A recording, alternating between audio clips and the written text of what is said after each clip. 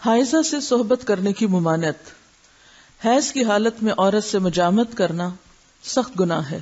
اللہ تعالیٰ نے قرآن مجید میں فرمایا فَاعْتَزِلُوا النِّسَاءَ فِي الْمَحِيضِ، یعنی واضح قرآن کا حکم ہے، پس ایام حیض میں عورتوں سے کنارہ کشی کرو۔ یعنی کنارہ کشی سے مراد لین دین اور بالکل تعلق ختم کرنا نہیں، مراد یہاں پر سیکشل انٹرکورس ہے، یعنی صحبت نہ کرو۔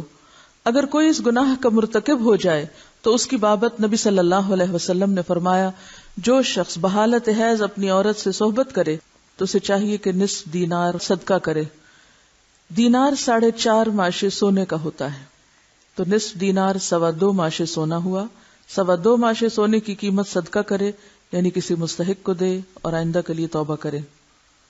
مزی کے خارج ہونے سے غسل واجب نہیں ہوتا۔ سیدنا علی رضی اللہ عنہ بہت طاقتور جوان تھے، آپ کو اکثر مزی آتی، آپ کو مسئلہ معلوم نہ تھا کہ مزی کے خارج ہونے پر غسل واجب ہوتا ہے یا نہیں۔ چونکہ رسول اللہ صلی اللہ علیہ وسلم کے داماد تھے، اس لیے بالمشافہ دریافت کرتے حجاب آیا، یعنی آپ کو شرم محسوس ہوئی، تو اپنے دوست مقداد سے کہا کہ وہ مسئلہ دریافت کریں۔ حضرت مقداد نے نبی صلی اللہ علیہ وسلم سے پوچھا، آپ نے فرمایا مزی کے خارج ہونے پر غسل واجب نہیں ہوتا، صرف وضو کرنا چاہیے۔ نبی صلی اللہ علیہ وسلم نے فرمایا اگر مزی خارج ہو تو آلہ تناسل کو دھو لو اور وضو کر لو۔ نیز فرمایا اور کپڑے پر جہاں مزی لگی ہو ایک چلو پانی لے کر چھڑک لینا کافی ہے۔ اب اس میں یہ جو مختلف ٹرمز استعمال ہو رہی ہیں ان میں فرق کیا ہے، یعنی مزی اور منی کا فرق کیا ہے؟ مزی اس چپکتے ہوئے لیسدار پانی کو کہتے ہیں جو شہوت کے وقت ذکر کے سرے پر نمودار ہوتا ہے، یعنی کہ جو اچھل کر نہیں نکلتا بلکہ ویسے ہی ویٹنس ہوتی۔ اور منی عضو مخصوص سے لذت اور جوش کے ساتھ ٹپک کر خارج ہونے والا سفید مادہ ہوتا ہے جس سے انسان پیدا ہوتا ہے، اس کے خروج سے آدمی پر غسل فرض ہو جاتا ہے۔ ودی وہ گاڑھا سفید پانی جو پیشاب سے قبل یا بعد خارج ہوتا ہے، اس کے نکلنے پر غسل کرنا ضروری نہیں۔ یہ اسی طرح لیکوریا بھی اس میں آ جاتا ہے۔ جن عورتوں کو سفید رطوبت یعنی لیکوریا کی شکایت ہوتی ہے اس سے بھی غسل لازم نہیں ہوتا، حسب معمول نمازیں ادا کرنی چاہیے۔ لیکوریا کا جو سیکریشن ہے اگر وہ کپڑے پر لگ جائے تو اسی طرح چلو بھر پانی سے اس کو صاف کر لینا چاہیے۔ حائضہ کو چھونا اور اس کے ساتھ کھانا جائز ہے۔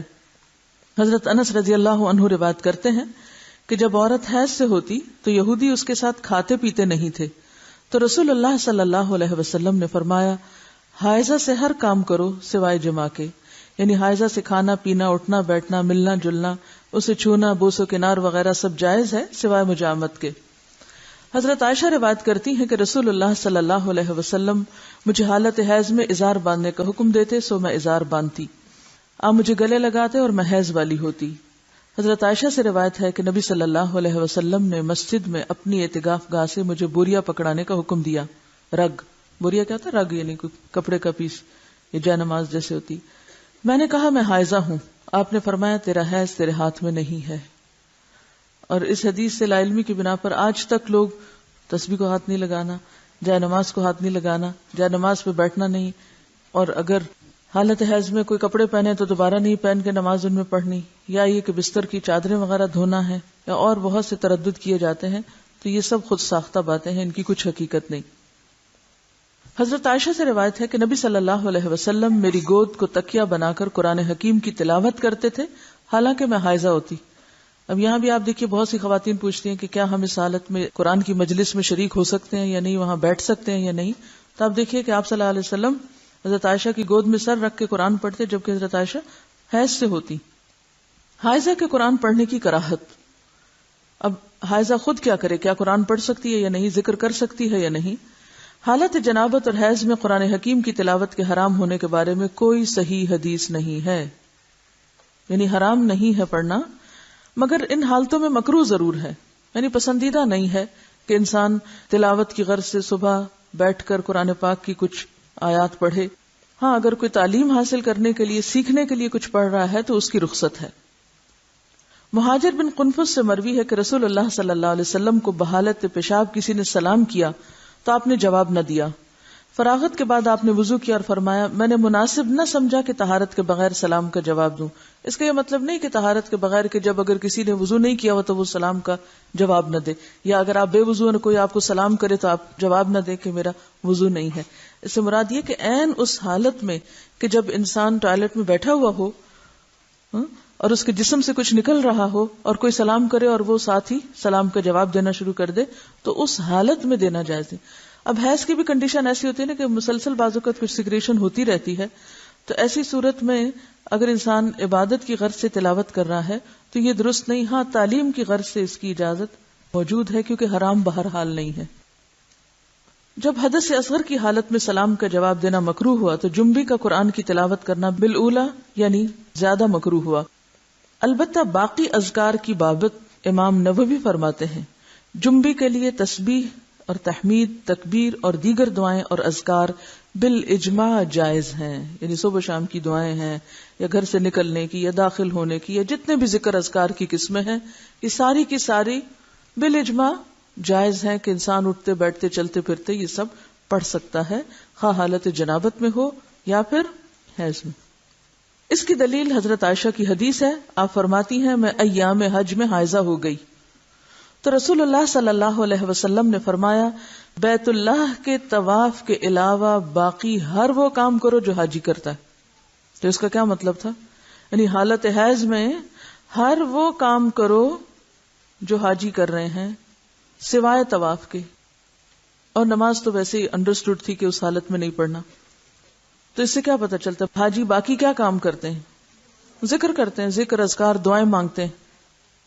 اور بہت سی خواتین حج پہ جاتے ہوئے کیا ہم ٹیبلٹس لے لیں, کیا ہم, تو یہ فطرت کے نظام میں مداخلت ہے. جب رخصت ہے سب دعائیں وغیرہ آپ پڑھ سکتے, صرف طواف نہیں کر سکتے تو پاک ہو کے کر لیں, لیکن کوئی بھی ان نیچرل طریقہ اختیار نہ کریں کہ جس سے آپ کا جسم بوجھل ہو جائے, آپ سست ہو جائیں اور آپ دعائیں مانگنے کے بھی قابل نہ ہوں. کیونکہ بہت سی خواتین ایسی ہوتی ہیں کہ جب ان کے سسٹم میں کوئی بھی گڑبڑ ہوتی ہے تو پھر وہ مینٹلی, ایموشنلی, فزیکلی ہر لحاظ سے تھک جاتی ہیں.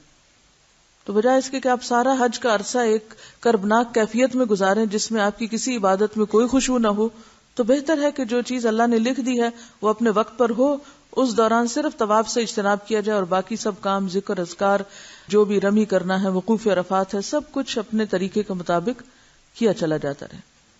پہلے سعی کا علاقہ جو تھا سعی کی اجازت تھی, لیکن اب سعی بھی مسجد میں آ گئی, مسعی بھی مسجد میں آ گئی, تو جہاں سے مسجد شروع ہوئی وہاں سے داخلہ بند ہو گیا. الا عابری سبیل, کہ کوئی آپ کو گزرنے کی ضرورت پیش آئی یا اندر کوئی بیٹھا ہوا اس کو بلانا ہے تو وہ گزر کے دے کے واپس آ جائے, بیٹھے نہیں, گزرنے کی اجازت ہوتی ہے مسجد. حضرت ام عطیہ رضی اللہ عنہا فرماتی ہیں کہ رسول اللہ صلی اللہ علیہ وسلم نے حیض والی عورتوں کو بھی عید کے روز عیدگاہ جانے کا حکم دیا تاکہ وہ لوگوں کی تکبیروں کے ساتھ تکبیریں کہیں. تو تکبیر میں بھی کیا ہے؟ اللہ کا ذکر ہے, اور ان کی دعا کے ساتھ دعا کریں لیکن نماز نہ پڑھیں.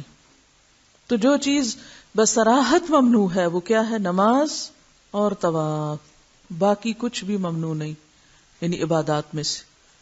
حضرت عائشہ فرماتی ہیں کہ رسول اللہ صلی اللہ علیہ وسلم ہر حال میں اللہ کا ذکر کرتے تھے. ان احادیث سے ثابت ہوا کہ حائضہ اور جنبی ذکر اذکار کر سکتے ہیں. ٹھیک ہے.